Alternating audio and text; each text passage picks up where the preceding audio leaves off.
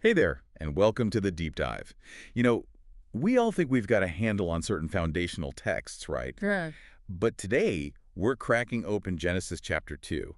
And trust me, there are some seriously surprising insights tucked away here when you really dig into the scholarly No, sources. absolutely. Our mission is to understand how this ancient text isn't just a simple story, but what some call theological architecture, encoded in language. Exactly. We're moving beyond just myth and metaphor to really see how Genesis 2, by digging into the original Hebrew, offers, well, a profound vision of what it means to be human designed for relationship and entrusted with a vital role of care. Theological architecture encoded in language. I like that. It means the very words and structure of this ancient text are like a meticulously designed blueprint, revealing profound truths about God and humanity. That's a fantastic way to put it. Huh. So we're going to uncover the nuanced meanings behind familiar words like dust, breath, side, and helper corresponding to. Mhm. It's a deep dive into how this text intentionally unfolds, what's called relational ontology, Mhm. the very nature of being in relationship. So yeah, let's unpack this. Let's do it. Okay, so to start, let's look at Genesis chapter 2 in context, especially how it stands apart from Genesis chapter 1. I mean, most of us know Genesis 1's grand, sweeping narrative cosmic order, creation by divine speech, those clear hierarchical separations. Right, the 7 days, very structured. Exactly. But Genesis 2 takes a totally different approach, doesn't it? It Yeah. zooms right in with this intimate focus on the earth, the Adama. And the human, the atom. Yes, it's all about the dynamic interplay between divine breath, fertile soil, and something quite crucial, moral responsibility. Scholars often call this the Yahwist narrative, right? That's the traditional label, yeah. And you Ah. can really feel why it's described as more anthropocentric, human-centered, and relational. So how is the creator portrayed differently here? Well, what's truly fascinating is how God shows up. It's not just the, let's say, more distant Elohim who speaks things into being, like in Genesis 1. Right. Here, it's YHWH Elohim, that composite divine name. It signals a much more intimate, hands-on and formative role. Hands on hell, We see God actively forms, that's the word yatsar, the human from dust. like a potter. Precisely. And plants, Laita, a garden, and even breathes Nishmat Shayim directly into the human's nostrils. These aren't passive actions. They reveal a really tactile and grounded theology of embodiment. That's a powerful observation. So to really dig into that, our approach is focusing on these specific Hebrew terms. Yeah, we're focusing on the precise meaning of individual Hebrew words like Turim, Ed, Da'at, and Nahar, looking at them directly in the text. Okay. This helps us get past maybe more surface readings to grasp the profound inherent meaning woven right into the text. So Genesis 2 isn't just, here's how it started. Not at all. Instead, it's like a structured theological ecology where divine formation, human responsibility, and the natural order all converge in this sacred interdependence. Okay, let's dive into that ecology, starting with Genesis 2.5. It opens with this curious absence. No shrub of the field had yet appeared on the earth, and no plant of the field had yet sprung up. Right. The key Hebrew word here is turim. Now, this isn't just a simple before. What does it suggest? Well, think of term as a not yet realized state, like a potential waiting to unfold, a sense of incompleteness, poised for activation. And the reason for this incompleteness isn't divine neglect. No, exactly. The text is clear. It's because a critical element is missing. There is no Adam, no human, to serve the Adama, the ground. And this unformed earth specifically mentions two types of vegetation. Yes, Siach Hasada, which is like wild shrubs, and Esev Hasada, cultivated plants. This dual absence points to an ecological system that's, ready for development, but waiting. Waiting for? The text spells it out, because YHWH Elohim had not caused it to rain upon the earth, and there was no Adam to work the ground. The human role again. Right, and the word for to work is la'avad, from the root of ad. It means to work, but also to serve. Serve the ground. Yes. It connects humanity's formation directly to a functional role. Not domination, but cultivation and maintenance. Essentially, the land waits for its steward. That's a pretty significant departure from Genesis 1, where vegetation appears before humanity. Huge difference. Here, the world's readiness actually depends on human presence and participation. And the lack of rain fits too, right? Rain in the Hebrew Bible often feels like a divine, maybe even covenantal response. That's a good point. It frames the garden as this kind of withheld gift, waiting for the right conditions, including the human partner. Okay. So Genesis 2.5 really constructs a suspended world, an earth not inert but awaiting this interrelationship. It's a theology of mutual activation where creation unfolds through the interplay of rain, soil, and human work. Makes you wonder, doesn't it, about your own role in the ongoing unfolding of things. It really does. Okay, so after this suspended state, Genesis 2.6 introduces a really singular and, frankly, intriguing term, aid. It's usually translated as mist or spring. Yeah, it's quite rare. Only shows up twice in the whole Hebrew Bible. And there's debate about what it means exactly. There is. Scholars wonder, is it a spring, like the Greek Septuagint translated it? Or could it be floodwaters or seasonal inundation, maybe connecting to an Akkadian word, edu? Interesting. But the image is key, right? This bed going up Yaleh from the ground. Exactly. That's fascinating because it reverses our natural expectation. Yeah. Usually, moisture comes down as rain. Here, it rises. Suggesting. It suggests maybe a subterranean moisture rising or permeating the ground. It hints at a divine ordering that originates perhaps from below. It covers everything. The phrase, and watered the whole surface of the ground, uses the causative verb hishka, to give drink or to irrigate. It depicts this total saturation. Which is needed for what comes next. Right. It's the necessary precondition for forming Adam from Adama, preparing the clay, if you will. It's interesting how that echoes other ancient stories, Mm. right? Like Sumerian or Akkadian texts where life starts with water bubbling up from the earth. It does resonate with those themes. So Genesis 2.6 really functions as a kind of cosmological pivot point. How so? Moisture is introduced not as a dramatic storm, but as this imminent rising, gently preparing the ground. And this happens before both human creation and Eden's planting. It highlights creation as a process, Preparation, gradual becoming. Okay, so the ground is ready. Then comes Genesis 2.7, this pivotal act of divine craftsmanship. Then YHWH Elohim formed the man from dust of the ground and breathed into his nostrils the breath of life, and the man became a living being. A huge verse. Let's focus on that verb yatsar he formed, from the root yatsar. How is this different from other creation verbs? Well, it isn't bara, which often implies creating something fundamentally new, ex nihilo, and it's not asa, which is more like general making or doing. So yatsar is more specific. Very specific. It's deeply associated with the potter's work. It's hands-on, tactile, intentional. You really get that image of shaping clay. Think of Isaiah 64.8. God is the potter and us as the clay. Wow. And the material itself, afar, dust. What's the significance of that? It's not just the general ground, Adama. Afar is its finest, driest form. It immediately brings to mind, impermanence, mortality, lowliness. Humbling. It really emphasizes our corporeal humility, and that intimate bond between human and earth. We are literally formed from nature's most basic element. So we're literally dust, shaped by God. But that's only part of it. The verse continues, and he breathed into his nostrils the breath of life. That's Nishmat Chaim. Yes. And this breath isn't just, say, biological vitality. It's presented as a divine impartation. The source of our life, the text implies, is relational. It's from God, not purely chemical. And into his nostrils, that sounds incredibly close, intimate. It really does highlight that closeness. And the result, the human becomes nefesh chaya. A living being or living soul. What does nephesh mean here? It's crucial to understand nefesh isn't just an immaterial soul, like later Greek thought might suggest. It's a total self-breathing, desiring, responsive organism. Is that unique to humans in this context? Interestingly, animals are also called nefesh chaya later in Genesis. What seems to distinguish the human's uniqueness here is the manner in which it arises, from this intimate union of lowly afar, the dust, and the divine nishmat, the breath. So what this really reveals is a theological anthropology rooted in synthesis. Is that fair? Absolutely.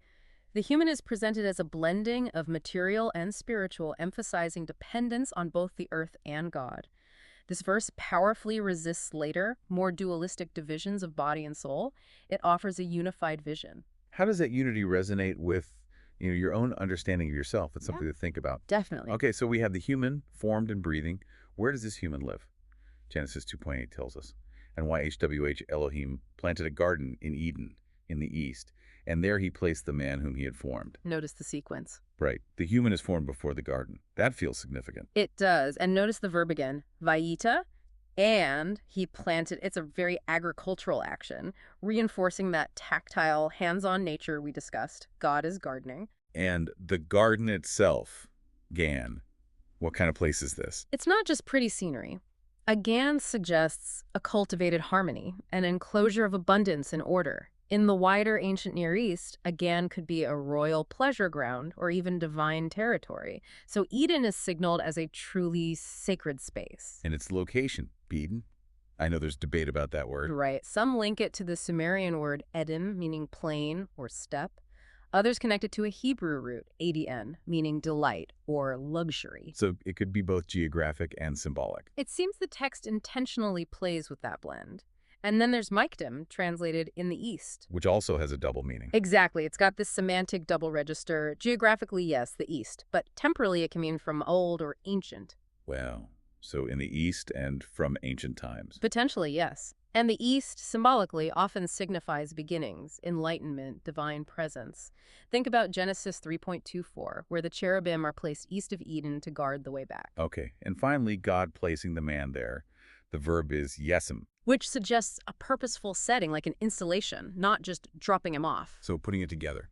Eden is presented as this profound gift, crafted specifically in response to human creation.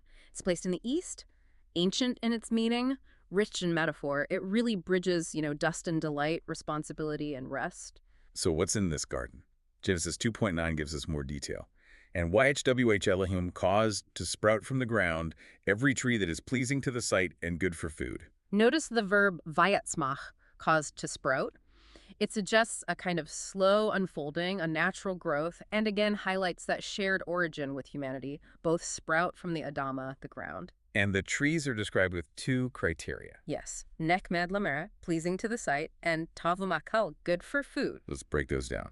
Nekmad lamera, pleasing to sight. That word nekmad comes from the root emdi, which means desire or delight. It's actually the same root used in the Ten Commandments for coveting. Oh, interesting. So desire isn't inherently bad here. Not at all. Visual delight is explicitly sanctioned, even celebrated. What is beautiful is not forbidden. Beauty isn't presented as vanity here. And tavlo makal, good for food. That connects to physical sustenance. It resists any kind of false binary between the physical and the spiritual. Both beauty and nourishment are tough. They're good. Okay, but among all these good and beautiful trees, two were singled out. Right. First, the Etz HaKayim, the tree of life, placed Bitok Hagen in the midst or within the garden. Its centrality is key. Signifying. Divine vitality, maybe? Ongoing, unending life offered as a gift. And the other one. The Etz Hadat Tavra, the tree of the knowledge of good and evil. Let's unpack that again. Knowledge. But remember, dat isn't just intellectual comprehension. It's deep, experiential, relational knowledge. Like the text says later, Adam knew Eve. It's intimate acquaintance. So the tree doesn't just give you abstract ethical ideas. Exactly. It seems to offer a deep, personal, maybe even overwhelming acquaintance with both tav, good, and ra, evil or harm. And tavira, good and evil, that phrase itself is significant. Yes, it often functions as an idiom, a Marianism for the full spectrum of moral reality, or maybe just the full spectrum of experience, including its painful aspects. In some ancient Near Eastern texts, this kind of comprehensive knowledge is reserved for kings or gods. So knowledge itself isn't the problem, but... Perhaps the kind or scope of knowledge, unbounded intimacy with both good and evil, the text suggests, exceeds the proper scope of created life. It's too much, too soon, or maybe just not ours to grasp in that way. Okay, so Eden is this moral and sensory ecosystem. God provides beauty, food, life, but draws a boundary around this intimate knowledge of moral extremes. Right. To dwell in Eden means to honor limitations. Which makes you think, what about boundaries in your own life? Are they just restrictions, or could they be protections, ways to flourish? A very relevant question. Now, shifting focus a bit, Genesis 2.1014 talks about geography, specifically a river. And a river went out from Eden to water the garden and then divided into four heads. Yes, the Nahar, the river. It signifies a major waterway, often a symbol of divine blessing and life. And a yatsar goes out from Eden. Exactly. It flows forth from Eden. This depicts Eden as a kind of source, a wellspring that nourishes not only its internal life, but the world beyond. And its purpose is clear, like Hagang, to water the garden. Right. It links back to that earlier theme of preparation and sustenance. Eden is divinely irrigated, sustained from within. Then it splits into four heads, Rashim. What does heads imply? Rashim can mean heads, but also beginnings, sources, maybe even authorities. It suggests origin and outflow. 4 often symbolizes completeness, the 4 corners of the earth. And these 4 rivers are named Pishon, Gihon, Hiddekel, which we know is the Tigris, and Proth, the Euphrates. Right, it creates this symbolic quadripartite compass. The text adds details, too. Pishon flows around Havilah, noted for gold, bdellium, and onyx stone. Which is fascinating. The first references to value, maybe even economy, appear before any mention of sin. Wealth itself isn't inherently bad. And Gihon encircles the whole land of Cush. That encirclement motif again. Yeah, it could suggest protection, or maybe just defining a known region. And then the Tigris and Euphrates, those ground the story in a recognizable geopolitical world. They absolutely do. It blends the mythic with the known world. But the crucial point, geographically and theologically, is this. These rivers flow out from Eden, not into it. Which is different from other ancient stories. Yes. It often reverses ancient Near Eastern cosmologies where life-giving rivers flow down from divine mountains or cosmic sources. Here, biblical Eden is presented as the metaphysical center, radiating life and fruitfulness outward. So it's a theology of blessing moving outward. You could say that, a theological cosmology where blessing moves centrifugally from the point of divine human communion out to the ends of the earth. More than just a map, then. It's a theological landscape. Yeah. Makes you consider how your own blessings might flow outward, perhaps. It certainly invites that kind of reflection. Okay, now we shift from description to prescription. Genesis 2.15:17, God acts again, and YHWH Elohim took the man and placed him in the Garden of Eden to work it and to guard it. We saw the placing out some earlier, but now we get the purpose. Luvga and Lushomra. We heard avad, work serve, before. What about shamar, guard? Right, lovda means to serve it or to cultivate it, and lishomra means to guard it or to keep it. These aren't just agricultural terms, though. Oh. In other parts of the Hebrew Bible, avoda is the word used for sacred service, especially the work of the priests and Levites in the tabernacle or temple. And shamar means to keep, watch over, preserve, often used for guarding sacred spaces or keeping commandments. So the human is like a priest gardener. That's a common interpretation, yeah. Entrusted with this divine ecology, Eden functions almost like a proto-temple, a sacred space needing care and protection. And then comes the command. And YHWH Elohim commanded the man. The verb is veitzav. Yes, veitzav, indicating a formal divine instruction. But notice the structure. Generosity comes first. Yeah. From every tree of the garden you may surely eat. That surely eats, akal is emphatic, right? Absolutely. It's an infinitive absolute construction, emphasizing the certainty and fullness of the permission. Eating, you may eat. Abundance is the default. The prohibition only comes after that sweeping permission. Which frames divine command here as primarily permissive, not restrictive. The boundary is set within a context of incredible freedom and provision. And the boundary is around that one tree. That's hadatavra. Right. The tree of the intimate, experiential awareness of the full moral spectrum, good and evil. By restricting this tree, God preserves a boundary around something uniquely divine, perhaps, or maybe just something harmful for humans at this stage. And the consequence for crossing that boundary, motamet. You shall surely die. Another infinitive absolute. Dying, you shall die. It conveys utter certainty, though not necessarily immediate physical death as the story unfolds. So what kind of death? Spiritual. Mortality begins. Loss of access to the tree of life. Scholars debate all those possibilities. The core idea seems to be that disobedience ruptures the life-giving relationship with God and the harmony of Eden. It fractures that careful ecology we've been tracing. So God gives freedom within limits. Exactly. Not to restrict joy, but maybe to protect it, to protect life itself. The human gets vocation, abundance, and this one clear boundary. The command reveals a divine ethic. Goodness comes through order, and life is maintained through relationship and respecting limits. The tree is a threshold. And that first boundary, you could argue, is the first act of divine love, setting up a safe space to live and grow. It really makes you think, what boundaries in your own life function as acts of love or protection, even if they feel restrictive sometimes? Powerful question. Now, after all this setup, the human, the garden, the task, the boundary, Genesis 2.18 introduces a striking moment. God observes something. Yes. Lo tov heot hadam levado. It is not good for the human to be alone. Which is a huge contrast with Genesis 1, where everything is kitov, it was good. A dramatic shift. And that word levado means by himself, in his isolation. The text states very clearly, it's not good to be solitary. To be human, fundamentally, is to be in communion. So God declares, I will make him a noiser. How does the Hebrew go? ezer kenegdo. Okay, let's break that down. Ezer, often translated helper. Right, but helper in English can sound diminutive. In Hebrew, ezer is often used for God's own help or strength given to Israel. It suggests vital strength, powerful support, indispensable partnership. Definitely not inferiority. And kenegdo. That's the tricky part. Literally something like as opposite him or corresponding to him, vis-a-vis him, face to face with him. So not identical, not subordinate. Exactly. It suggests both similarity and otherness, contrast. A partner who stands face to face in relational reciprocity. Someone who fits yet is distinct. Before this partner is made, though, there's that interesting interlude with the animals. Yes, God forms the animals, Ah. using the same verb yatsar as for the human, reinforcing that shared origin from the Adama, the ground. And brings them to the human to be named. But the point isn't just classification, is it? Doesn't seem like it. The text explicitly states the outcome. But for the human Lamatza, he did not find an ezer kenegdo, a helper corresponding to him. So the naming is actually a process of discovery, a search. It reads that way. An emotional and existential unfolding. The human names the animals, exercises some authority, but realizes none of them meet this deep need for a corresponding partner.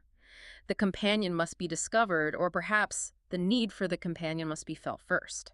Which says something profound about what it means to be human. It really underscores a key aspect of the theological anthropology here. Humans are presented as unique in their depth of consciousness and their fundamental need for this kind of deep relational connection. Relationship is primary, not just dominion. So God allows the man to experience his aloneness, maybe even to foster that longing. It seems so. Genesis 2 is so much about process, desire, and relational becoming. It's not instantaneous. The ideal state isn't solitude. No, not self-sufficiency, it's mutuality. The ezer kenegdo is presented as a mirror, in a way. Another who stands before the self as equal, as different, as gift. Okay, so the need is established. Now for the divine solution, which is described so beautifully in Genesis 2.2123. It really is remarkable. So why HWH Elohim caused a deep sleep to fall upon the man, and he slept. And he took one of his sides and closed up the flesh in its place. This deep sleep tardima, that's not just a nap, right? No, tardima often signals a divine-induced trance, maybe a visionary state, in other parts of the Bible. It marks the event as sacred, mysterious, transformative. The human is passive, receiving something profound from God. And God takes one of his sides, achat mikaltav. Why sides and not just rib? Well, the Hebrew word sela can mean rib, and that's the traditional translation. But it's also used architecturally, referring to the side of a building, like the planks or beams forming the side of the Ark of the Covenant or the temple. So it suggests something more structural. It can, yeah. It connotes structural integrity, maybe a whole side, not just a minor bone. Some scholars suggest the image is more like God dividing the original earth creature into two complementary halves. The division isn't subtraction, it's architecture. And God closed up the flesh. Vaisor basar tashseha. Like a careful surgeon, or maybe even a liturgical act of sealing after taking something sacred. Then the next verb is really striking. God doesn't form the woman from the side, but... He builds her, vaiven, from the root bana. And bana means to build. That's different from bara, create, or yatsar, form. Very different. Bana is used for constructing significant things. Altars, cities, houses, the temple. It implies deliberate, skillful, foundational construction. Which elevates her origin. It certainly suggests inherent dignity and relational purpose by divine design. She's not an afterthought, she's a deliberate construction. And then she is brought, vayeveah el hadam. Yes, brought to the man. It feels very ceremonial, almost like presenting a sacred offering or bringing a bride, a reverent act. And the man's reaction. It's the first recorded speech in the Bible, isn't it? And it's poetry. It is. He bursts out, Zod hapam, this one, this time, or this is it at last. It's this incredible exclamation of recognition, relief, pure joy, and maybe astonishment. Bone of my bones and flesh of my flesh. That establishes profound kinship, essential equality, shared substance, mutual embodiment. It's language resonant with covenantal union. And then the naming. She is called Isha, woman, because from Ish, man, she was taken. Right. This wordplay, Ishisha, isn't about hierarchy or derivation in the sense of lesser status. It's about recognizing shared essence and deep connection. It's self-recognition through the other. I see myself in you. So this whole sequence establishes a theology of relationship grounded firmly in mutuality, right? Not hierarchy. Absolutely. The woman is presented as a built counterpart, intimately connected to the man, originating from the same substance and introduced through sacred divine action. Humanity is made whole. Not by simple replication, but by differentiation and then reunification in relationship. Love, the text suggests, is born not in sameness, but in the joyful recognition of a shared origin, now split and rejoined in communion. Before any hint of shame, humanity begins with astonishment at the other. Which leads perfectly into the final verses 24 and 25. They offer this concluding reflection on union. Yes, verse 24. Therefore a man leaves his father and his mother and clings to his wife, and they become one flesh. Al kenyazov isher aviv vet imo. Therefore a man shall leave his father and his mother. That verb yazov, shall leave, what did that imply? It implies a conscious choice, a decisive reorientation of primary loyalty. The text elevates the spousal union, making it the foundational relationship for the new unit, taking precedence even over the powerful bonds with parent. And he clings to his wife, the vavak bishto. Cling sounds very strong. It is. The root dvk, cleaving, is the same word used in Deuteronomy for Israel's required loyalty and devotion to God. It connotes deep attachment, persistent loyalty, almost a fusing together. It suggests marriage is understood as a sacred covenantal bond modeled after divine faithfulness. And the result? Vahayu levazar eshed, and they become one flesh. Which is clearly more than just physical union, though it includes that. It signifies a deep relational unity, a shared identity, a partnership so profound they're considered one entity. It echoes the Shema's declaration that YHWH is a fad one, unity through love. And then the final peaceful image in verse 25, and the two of them were naked, the man and his wife, and they were not ashamed. Arumim velo yitboshashu. Arumim naked, meaning vulnerable, exposed. Yes, completely open, without defenses. And lo yitboshashu, they were not ashamed. This isn't just about lack of clothing. It seems to describe a state of complete existential openness and innocence. Vulnerability without fear, trust without suspicion. In Eden, vulnerability isn't weakness, it's trust. It seems to be the foundation of their relationship with each other, and maybe even with God. Complete transparency, no need to hide. But there's a shadow looming, isn't there? With that word arumim. There is, and it's a brilliant, albeit ominous, bit of wordplay by the author. The humans are arumim, naked, innocent, open. The very next verse, the beginning of chapter 3, introduces the serpent, who is described as arum singular, same root letters, but meaning cunning, shrewd, subtle. Wow. So naked innocent becomes cunning deceptive. Exactly. The fall, the narrative hints, will weaponize knowledge, turning vulnerability into shame and innocent openness into guarded suspicion. So Genesis 2 closes right on the cusp with this glimpse of perfect harmony. Desire doesn't divide, difference doesn't dominate. The union is theological. Deeply theological. The Edenic state arum volo b'sheh, naked and unashamed, is presented as the original ideal, the foundational dream. It's a sacred anthropology. Humans made for communion, not isolation, for covenant, not control, and for a love that does not fear to be seen. What an incredible journey through just one chapter. It's truly amazing how diving deep into Genesis 2, just by, carefully examining the Hebrew language, reveals such a rich theological architecture, as you called it. It really does. We've definitely moved past a simple origin story to understand this profound vision of relational ontology, what it truly means to be human, designed for connection and purpose. Indeed.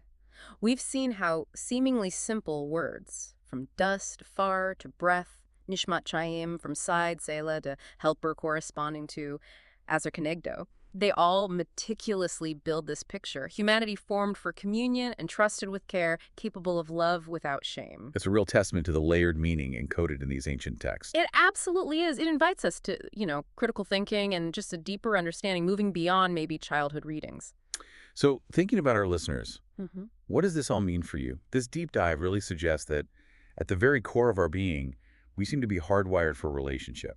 Not just with each other, but with our environment, the Adama, and you could say with something beyond ourselves, the source of that breath. And it highlights the profound value, maybe even the necessity, of vulnerability and trust in building genuine connection. That state of being aram v'lo boshe. Before the hiding began. And perhaps it also encourages you to reflect again on those boundaries in your own life. Are they only restrictions? Or could some of them be, as maybe intended in Eden, acts of love and protection designed to allow flourishing within a kind of sacred space? A powerful thought to mull over. Are your boundaries walls or garden fences? Until our next deep dive, keep exploring, keep questioning, and keep connecting.